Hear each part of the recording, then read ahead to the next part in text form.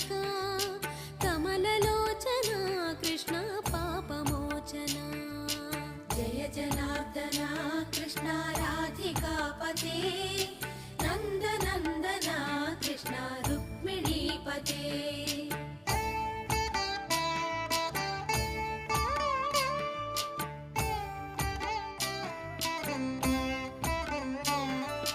सुधाचन्दना कृष्ण शेषवाहना मुरळीमोहना कृष्ण हे घना घना।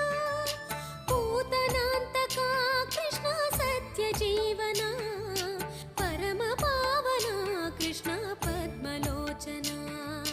भक्ततोषणा कृष्ण दैत्यशोषणा हे जनावना कृष्ण श्रीजनार्दना।